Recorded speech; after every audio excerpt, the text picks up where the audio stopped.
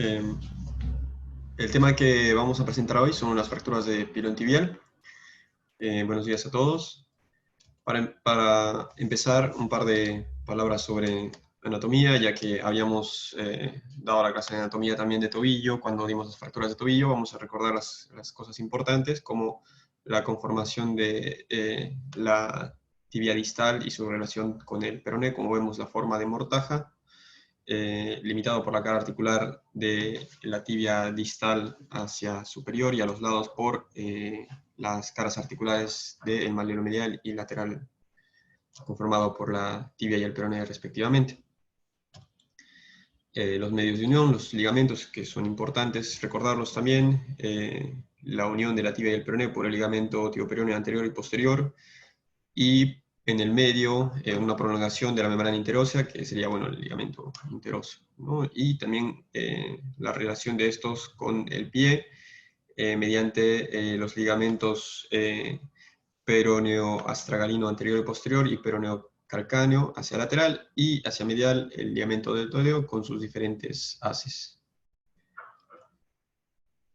También es importante recordar los elementos anatómicos nobles que discurren por esta región. Hacia lateral, los tendones de los músculos peroneos largo y corto. Hacia medial, el paquete vasculonervioso tibial posterior, que es retromalar interno, como vemos acá.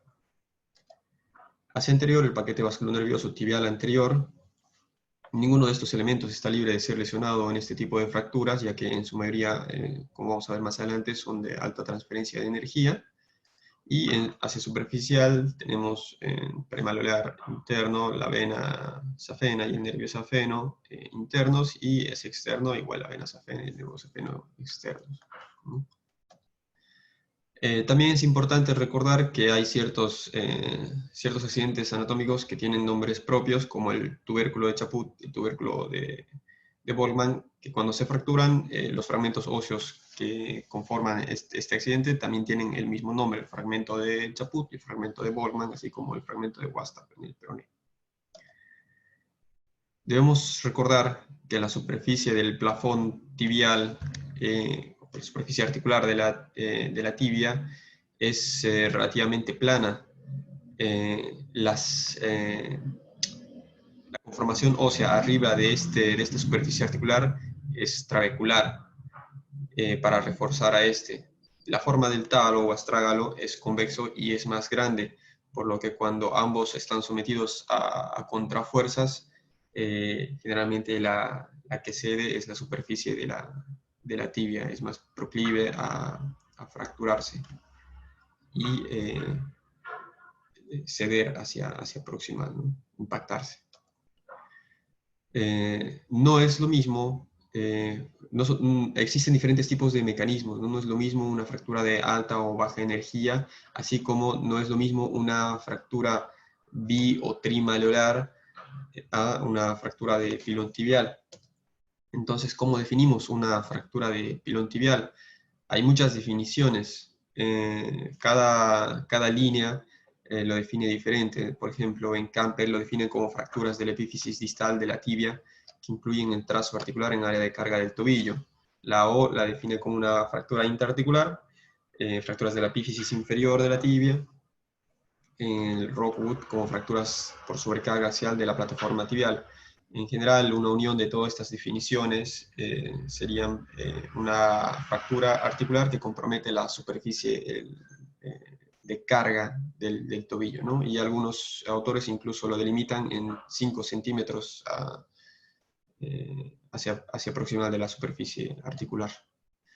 En general, estas fracturas conforman un menos de 10% de las fracturas en miembro inferior, en su mayoría en adultos jóvenes, activos y productivos, en una edad entre 25 y 40 años, aunque hay un segundo pico en pacientes adultos mayores por la calidad ósea que ellos tienen y tal vez alguna comorbilidad, asociados en un 20 a 50% a fracturas de peroné, abiertas en general en un 15 a 25%, aunque otros autores dicen que es mucho menos, y relacionados con un síndrome compartimental de un 5 a 8%.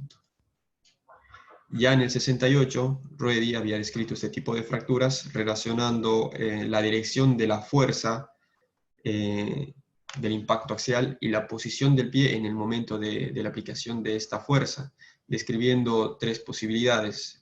En el caso de una posición neutra durante la aplicación de la fuerza, una flexión plantar y una flexión dorsal. En el caso de una posición neutra durante la aplicación de la fuerza, en general se ve una lesión de la parte anterior y la parte posterior de la tibia distal, ¿no? Con una comunión alta, ya que esto se relaciona generalmente con un mecanismo de alta energía. Si la fuerza es aplicada durante una flexión plantar del pie, en general se ve un compromiso de la parte posterior, y al contrario, durante una flexión dorsal se ve más comprometida la parte anterior de la tibia, ¿no? Puede estar asociado o no a una luxación en ambos casos. Entonces se habla de dos mecanismos principales, mecanismo de rotación y mecanismo de sobrecarga axial. El mecanismo de rotación, en general relacionado con baja energía, un desplazamiento predominante del astrágalo de rotación, una baja conminución y poca lesión de tejidos blandos. Y la sobrecarga axial, como dijimos antes, relacionado con una alta transferencia de energía, una velocidad rápida de aplicación de energía, un desplazamiento hacia proximal del astrágalo, una impactación sobre la superficie articular de la tibia, bastante conminución y en general relacionado a lesiones asociadas. Esto puede ser tejidos blandos como otras fracturas e incluso en riesgo de vida. Como dijimos antes, el mecanismo de rotación, el trazo de fractura generalmente es simple, no existe mucho desplazamiento, con poco daño de partes blandas, ¿no? Y el trazo puede ser oblicuo o espiroideo en general. No así el mecanismo de carga axial, que relacionado con alta energía casi siempre es cominuto o una fractura bastante compleja. Respecto a la clasificación, hay muchas clasificaciones. Una de las más antiguas y las más usadas todavía es la de Ruedi y Algower, que divide las fracturas de pilón tibial en tres grupos. Tipo 1, cuando no existe un desplazamiento de la superficie articular. Tipo 2, cuando existe un desplazamiento pero no existe conminución. Y la tipo 3, con desplazamiento de la superficie y conminución. Más tarde, Obadaya y Bills añadieron dos grupos más para incluir las fracturas que se extienden a la metáfisis y también las fracturas que muestran mayor conmunición, como el die punch. Pero una vez evaluada esta clasificación, se vio que existían problemas en reproducir la clasificación, especialmente en los grupos 2 y 3, por lo que se vio la necesidad de encontrar nuevas formas de clasificarlo.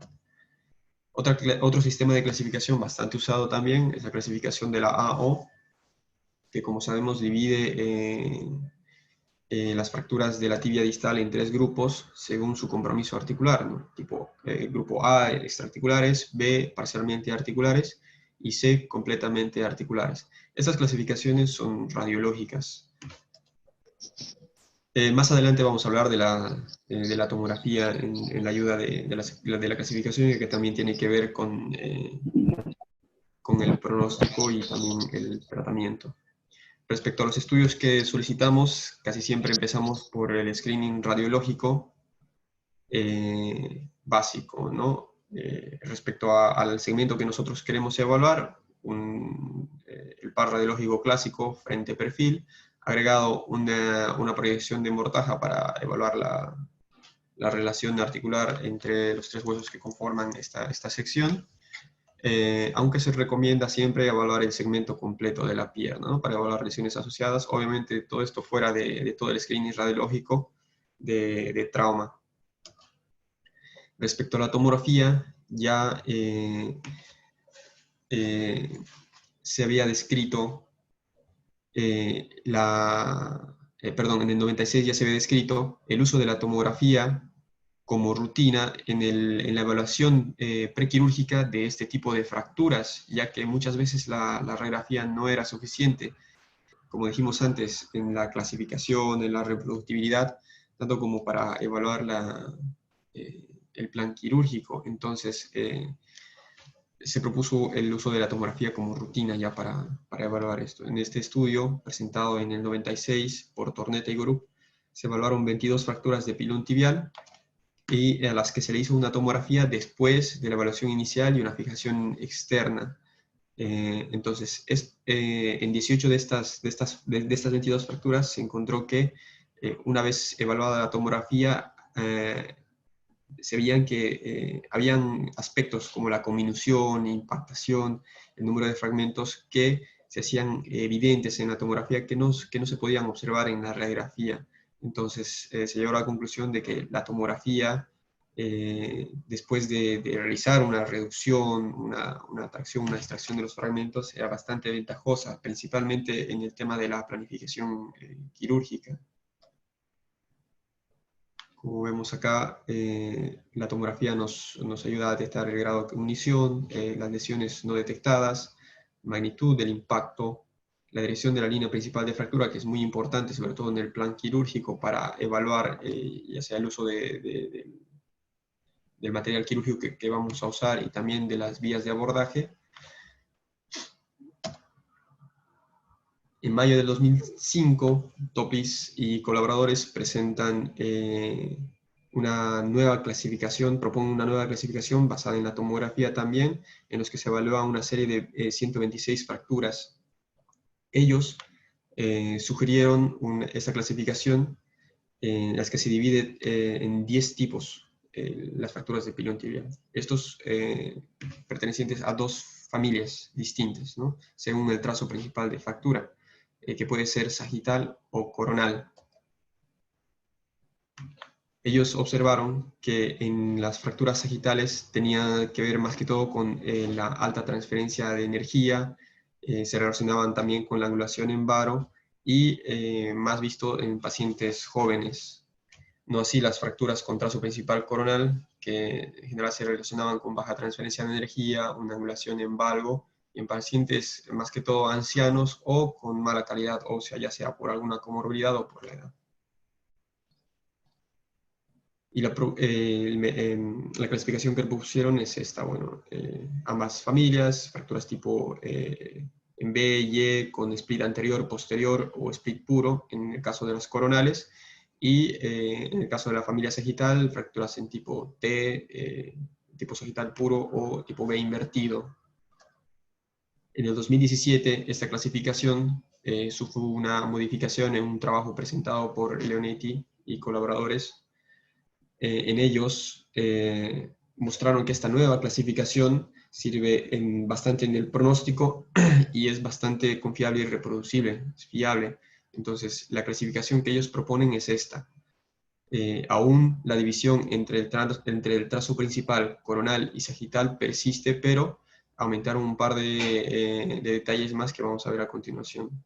En el caso de las fracturas tipo 1, son fracturas no desplazadas, las tipo 1A y las tipo 1B son fracturas extraarticulares también no desplazadas, ¿no? En el caso de las tipo 2, existen dos fragmentos, tiene una subdivisión, el tipo 2S, en el que las fracturas corren en el plano sagital y 2F en el plano coronal o frontal. Las tipo 3, también subdivididas en dos. En el caso de la 3S, ambos son tres fragmentos, la 3S, el trazo principal está en el plano sagital y la 3F en el plano coronal, como vemos en la imagen. Las tipo 4, que tienen 6 subdivisiones, ya son fracturas más complejas, fracturas complejas o cominutas. Como vemos, se subdivide en tipo 4, en 4 partes. Sí, perdón. En 4 partes subdivididas en tipo die punch, al igual que en el radio distal, recordemos. Algunos autores incluso comparan la tibia, esta articulación con una articulación de la muñeca inversa, ¿no? Entonces, describen este tipo de fractura tipo die punch. Fracturas con comunicación anterior, posterior, lateral o medial. Estas son las tipo 4. Respecto al tratamiento, en general, como estas fracturas están relacionadas con una alta transferencia de energía, lo primero que debemos evaluar es lesiones asociadas que potencialmente pueden poner en peligro la vida del paciente. Es por eso que debe activarse el tratamiento según el protocolo ATLS para ver, para tratar las lesiones o estados del paciente que requieran de atención de inmediata. Después de seguir el protocolo, se evalúan los miembros inferiores, las extremidades, para evaluar esta fractura en sí. Entonces, la lesión de los tejidos blandos, como vamos a ver más adelante, es algo fundamental en este tipo de fracturas, así como el estado neurovascular, brindar analgesia adecuada al paciente para, después de la evaluación, obviamente, los estudios de imagen apropiados, empezando siempre de las radiografías, y ya como dijimos antes, de rutina las tomografías, y la inmovilización, ya sea con algún tipo de fijación externa, o algún tipo de férula según sea el caso. Como dijimos antes, las lesiones asociadas son comunes en este tipo de fracturas, ya que en su mayoría tienen que ver con alta transferencia de energía. Entonces la evaluación de los tejidos blandos es fundamental, ya que de ellas también depende el pronóstico y el tiempo del tratamiento definitivo. Evaluar si el trauma es cerrado o abierto, ya que nos conduce hacia un tratamiento inmediato en quirófano o no. Evaluar lesiones posibles según el mecanismo de trauma, como el de Glovin o desguantado, como vemos acá abajo, o lesiones por atracción o aplastamiento, y también complicaciones que debamos solucionar inmediatamente, como el síndrome compartimental, que pueden ser o no prevenibles hasta cierto punto, según cómo lo tratemos y cómo haya sido el mecanismo de trauma. Como el mecanismo más común en el caso de las fracturas por compresión axial es la caída de altura, no debemos dejar de sospechar lesiones en otras partes del cuerpo, como fracturas por aplastamiento en columna o lesiones de calcáneo. Aunque se acepta que si la fractura por compresión axial es bastante diminuta, la mayor cantidad de la energía fue liberada en este punto, por lo que la lesión en otras partes del cuerpo, si bien sería menor, no debe dejar de sospecharse.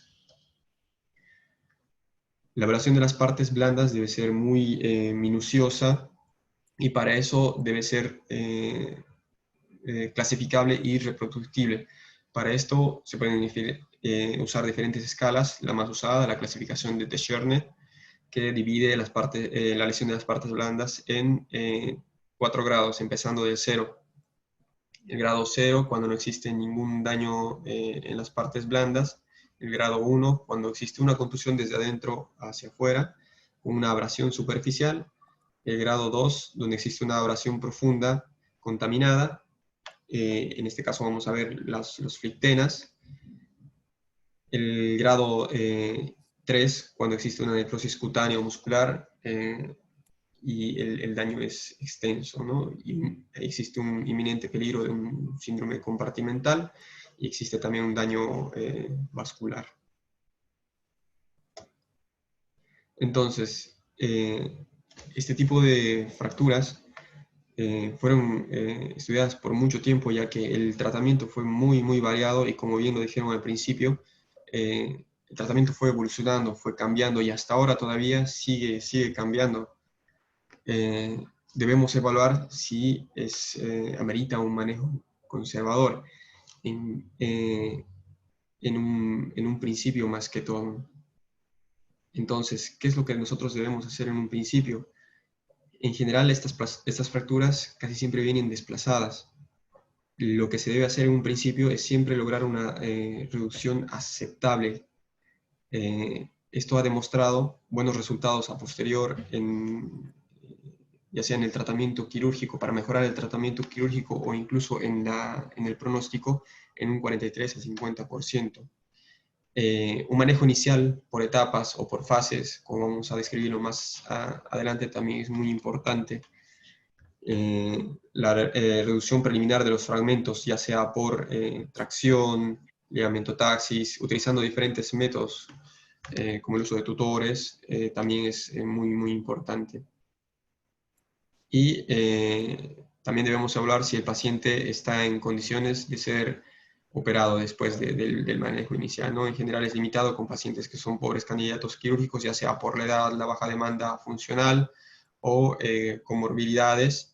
En el caso de estos pacientes, debemos tener en cuenta que el tratamiento inicial que nosotros hagamos va a ser el definitivo.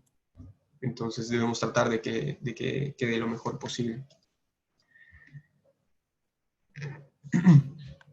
En el año 2018, ya Beer y colaboradores presentaron un trabajo evaluando la evolución en el manejo de este tipo de fracturas en sus diferentes aspectos, ¿no? En el caso, ellos veían, comparaban los tratamientos que se hacían en este tipo de fracturas, ¿no? Empezando de la tracción en un principio, seguido por una RAFI inmediata o RAFI de trazada, comparando ambos tratamientos.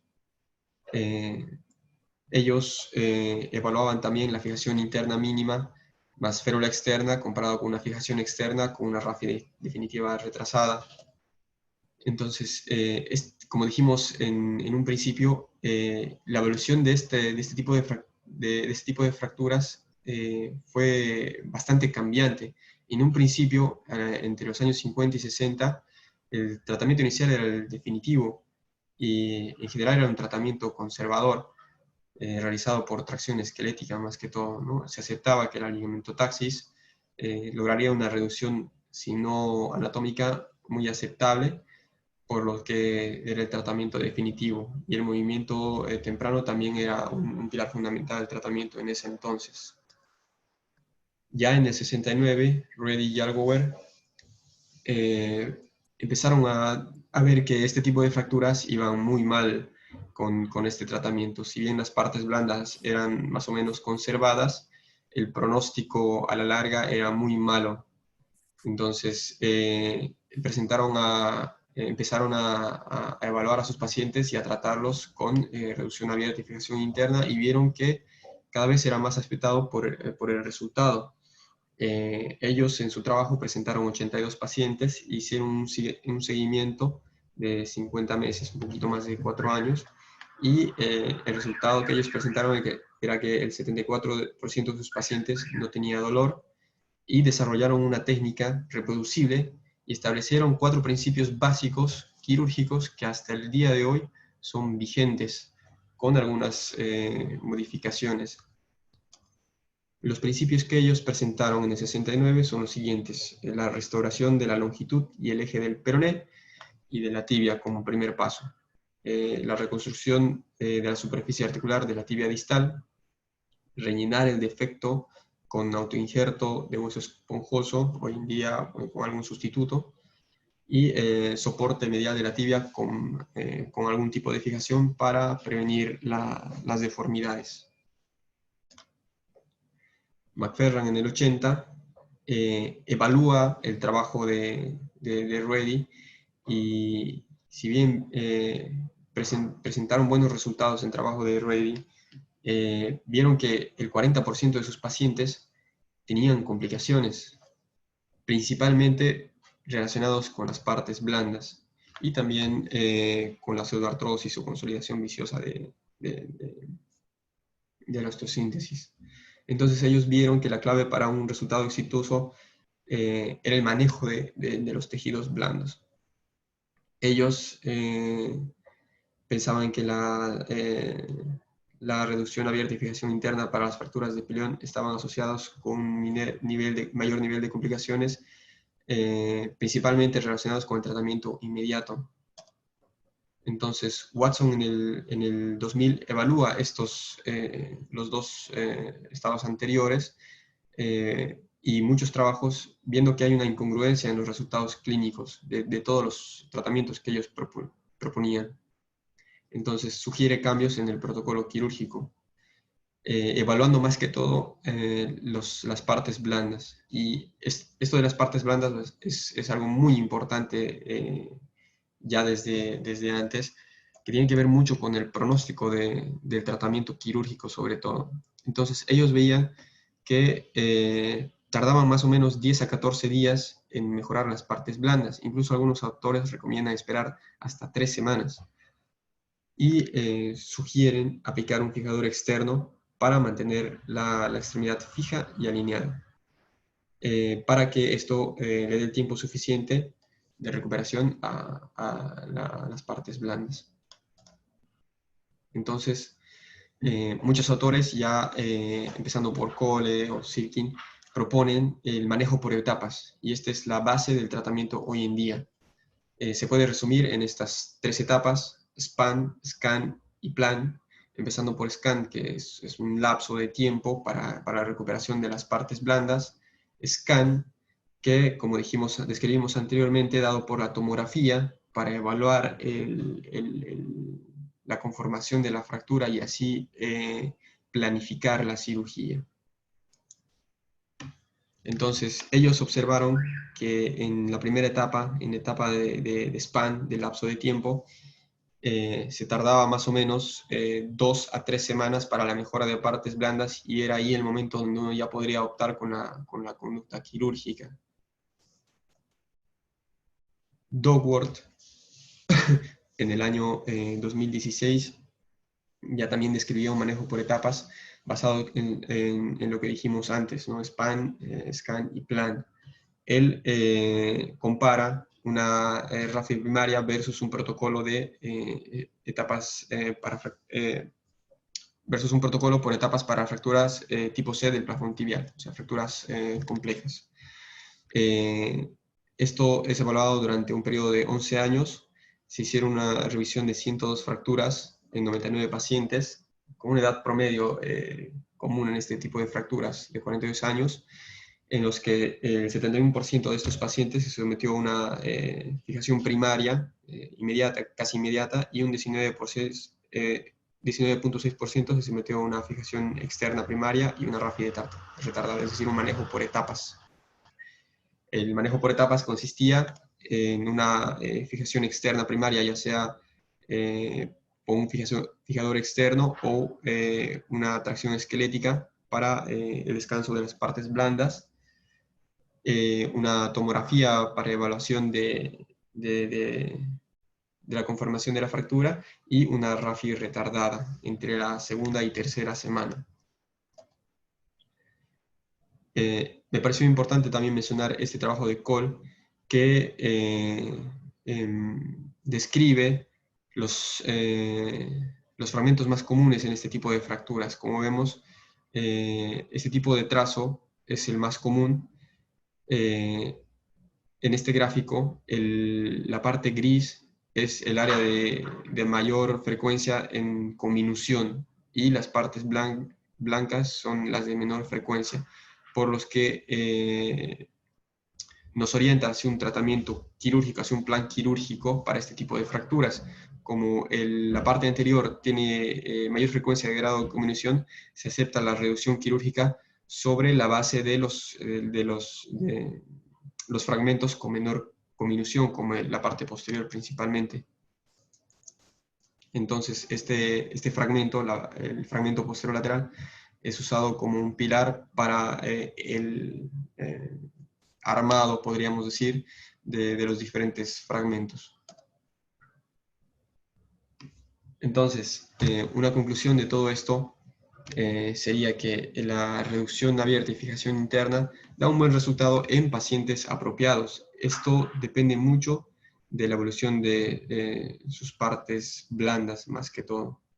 En el trabajo hubieron 18 infecciones de las heridas, es decir, un 17%, y 9 profundos y 9 superficiales, ¿no? Estas infecciones se asociaron con comorbilidades de los pacientes, y también relacionado con fracturas abiertas, y principalmente complicaciones con la fijación externa.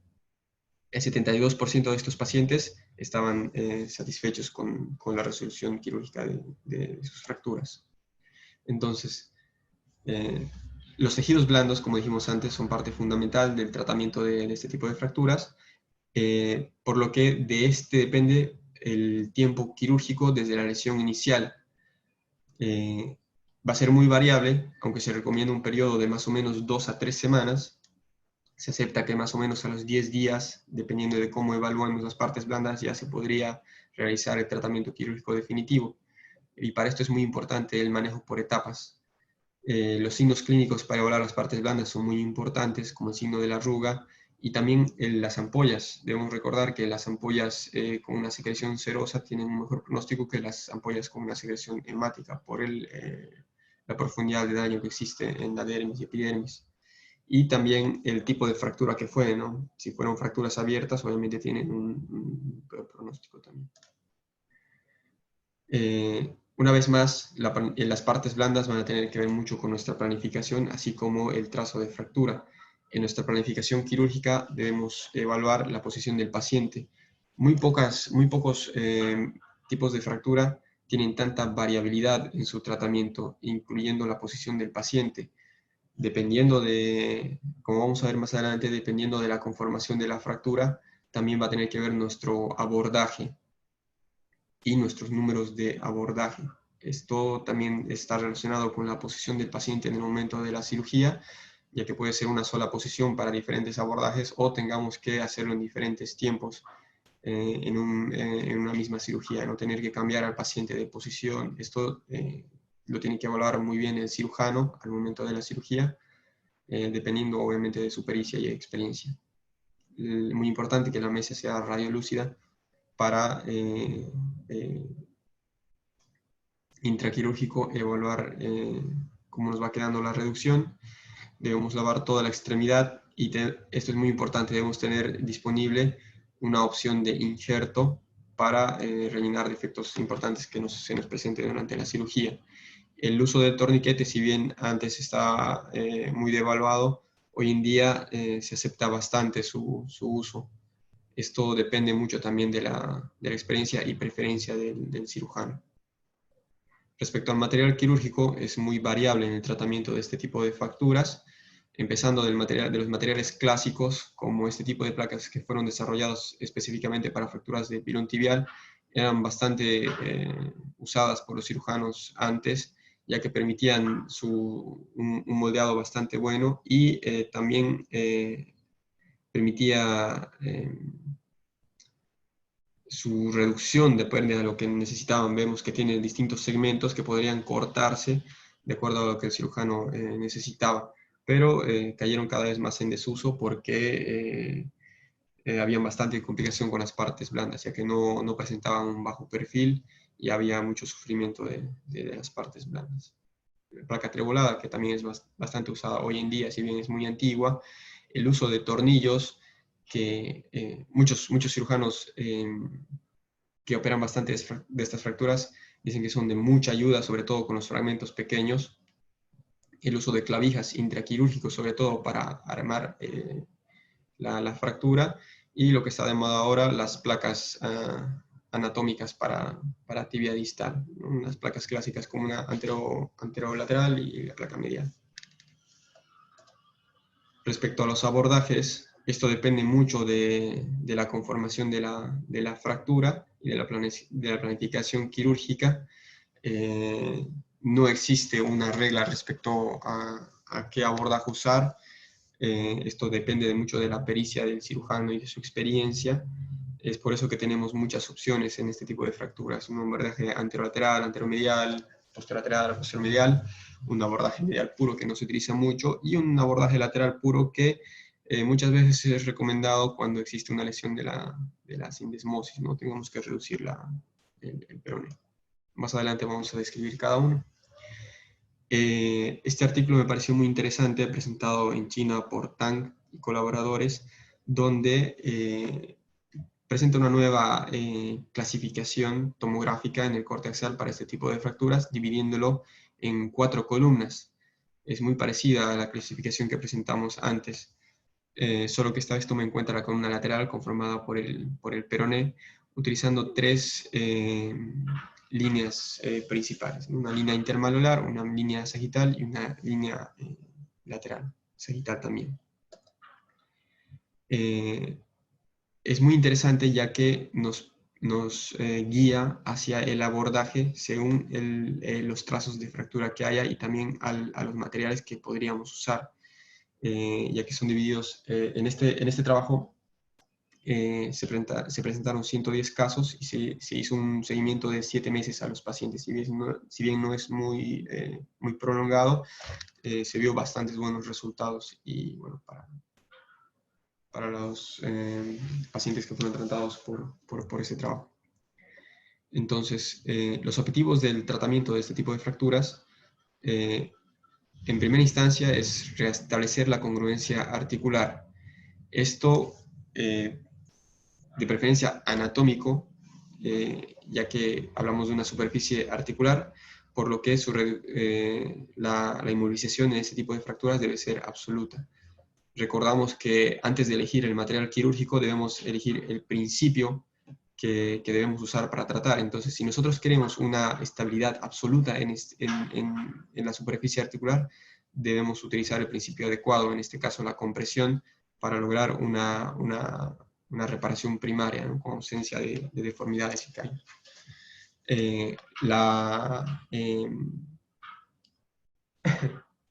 La resolución en la metáfisis, no necesitamos de una resolución primaria, por lo que podemos utilizar una estabilización relativa. Con el principio adecuado podríamos elegir unas placas de sostén o algún uso de material endomedular. Esto ya depende del cirujano, ¿no? Y también es importante restablecer la longitud y rotación, las desviaciones que podríamos encontrar. No debemos olvidar que la tibia distal está irrigada por las ramas de la arteria tibial posterior y anterior. Esto es muy importante. El aporte sanguíneo de la piel en el extremo distal de la tibia proviene de la fase subyacente, ya que el tejido celular subcutáneo es bastante escaso en este segmento. Es ahí que nosotros, si estamos cuidando las partes blandas prequirúrgicamente, también debemos hacerlo intra y postquirúrgico, ya que de esto depende nuestra recuperación del paciente. Como había mencionado el doctor Perín en un principio y el doctor Schettiti también, uno puede lograr una reducción anatómica, pero si las partes blandas no evolucionan bien, esto tiene un pronóstico muy malo y la mayoría de las veces termina en amputación. Ese trabajo presentado por Kottmayer en el 2018 es bastante interesante, ya que divide los diferentes segmentos de la pierna distal y el pie en angiosomas. Esto con principal enfoque en el abordaje que nosotros vamos a usar. Entonces, un abordaje clásico en las fracturas de pilón tibial es un abordaje anteromedial ampliado, que, como vemos acá, invade más de un angiosoma. Entonces, con esta invasión del angiosoma, estamos violando este principio de cuidado de las partes blandas, dándole un peor pronóstico a nuestro abordaje. En general se recomiendan incisiones longitudinales sin demasiada tracción para cuidar esto. Los abordajes, como dijimos, son muy diversos de acuerdo a lo que necesite la fractura, es a la carta. Empezando por el abordaje anterolateral, como vemos en las imágenes, representados por la línea B en este corte axial, en donde debemos tener cuidado el nervio peroneo superficial, visto desde la incisión, repararlo hacia medial y poner en evidencia el trazo de fractura. El abordaje anteromedial, como vemos acá, premalolar, en donde debemos tener cuidado el nervio peroneo profundo y rebatir los elementos nobles hacia lateral. La variante, el abordaje anteromedial ampliado, del cual habíamos hablado antes, con sus riesgos. El abordaje posterolateral,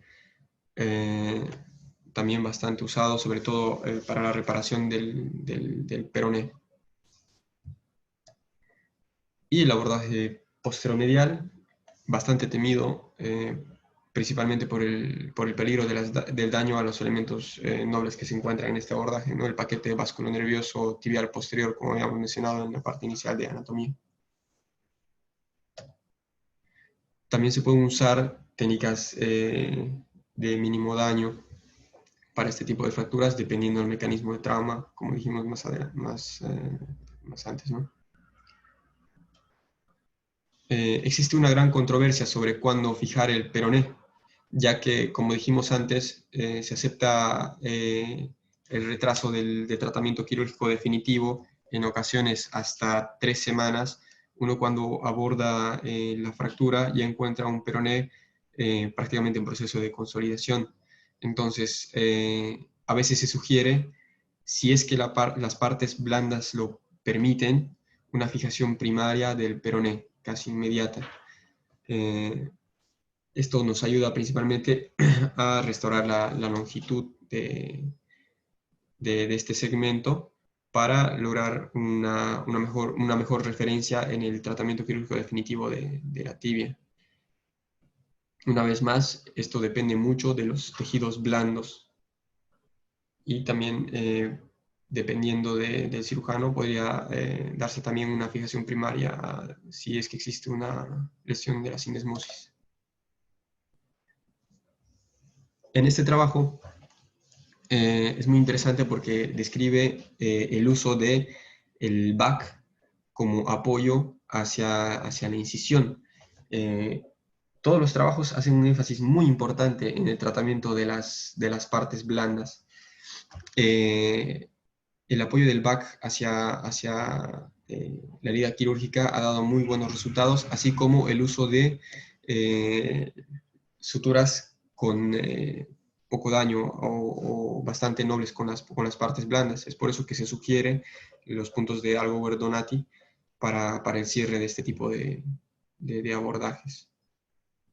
Pero, como siempre, eso depende de la preferencia del cirujano en este caso. Respecto a la artrodesis primaria, no existen indicaciones definitivas, ya que es lo que uno menos quiere, ¿no? Una artrodesis primaria en un paciente, capaz uno siempre piensa en tratar de salvar la articulación, darle el mejor pronóstico posible, y a veces uno cae en el error de, por querer salvar esa articulación, prolongar los ingresos a quirófano del paciente. En general, eso depende mucho de la experiencia del cirujano ir hacia una artrodesis primaria. Se acepta que se va hacia esa dirección cuando existe una reconstrucción no factible. El hecho de definir cuándo hay una reconstrucción no factible de la articulación ya depende mucho del cirujano. En este caso, por ejemplo, este caso me parece interesante, el mecanismo no puede clasificarse dentro de los que nosotros mencionamos, ya que el mecanismo fue por una explosión. Se hizo un manejo inicial por etapas, como vemos, primeramente por un fijador externo, y como vemos acá existen muchos fragmentos hacia distal, la articulación está cominuta, y estos fragmentos de acá lo describieron como necróticos. Entonces, lo que se realizó fue un debridado exhaustivo de los fragmentos necróticos. Incluso vemos aquí que existe un gran daño de las partes blandas en un inicio, por lo que en estos casos se aceptaría una artrodesis primaria, en este caso realizado con un implante endomedular, aunque muchos refieren que no es la mejor opción, ¿no? Hay placas anatómicas justamente para este fin, que dan mejor estabilidad. Respecto a la artroscopía, no es muy difundido en este tipo de fracturas. Puede ser usado para evacuar la hemartrosis, la extracción de cuerpos libres articulares, aunque si uno va a abordar directamente la articulación, prefiere hacerlo abierto. La visualización de lesiones asociadas, así como la evaluación de la restitución de la superficie articular, ¿no? Cómo nos quedó la reducción. En conclusión, nunca va a ser la insistencia demasiada en los tejidos blandos. De esto va a depender nuestro pronóstico, el tiempo de nuestro tratamiento, ¿no? Por eso es importante evaluar sus diferentes patrones y también clasificarlo para evaluar su evolución. No todos los pacientes pueden ser tratados de la misma manera. Este tipo de fracturas son muy demandantes, ya que tienen muchas líneas de tratamiento respecto a cómo fueron clasificadas en un inicio o su mecanismo, ¿no? Emprender un tratamiento definitivo con tejidos blandos frágiles aumenta mucho el riesgo de infección y con esto su pronóstico. La protección de los tejidos blandos puede ser logrado principalmente con un fijador externo, en su mayoría en su conformación en delta, pero en general es lo que tenemos nosotros disponible. Nosotros en nuestro servicio hacemos contracción esquelética y nos ha dado un muy buen resultado. Pero esto depende de la disponibilidad. También podría hacerse en caso de las fracturas poco minutas con una inmovilización con algún tipo de férula. El equino hay que prevenirlo, esto es muy importante. Describen cómo prevenirlo principalmente con un realce en el lado del talón, aunque si la conformación del fijador externo permite una fijación hacia el antepié, esto es fácilmente prevenible. Al recuperar la longitud de la pierna y proporcionar estabilidad esquelética, se puede optimizar el retorno a la recuperación de los tejidos blandos, como dijimos antes. Los principios de cualquier fractura interarticular son los mismos. Lograr una recuperación primaria, ¿no? Y una reducción anatómica. La movilización temprana también es un principio muy importante, ya que eso tiene que ver mucho con el pronóstico. Las complicaciones principales, la pseudoartrosis, la consolidación viciosa, infección y necrosis de la piel. Sincronizar y elegir adecuadamente las intervenciones quirúrgicas individualizadas, es decir, debe ser elegidas para cada paciente, no existe una línea general para cada trazo. Y esto se nota en mejor resultado clínico.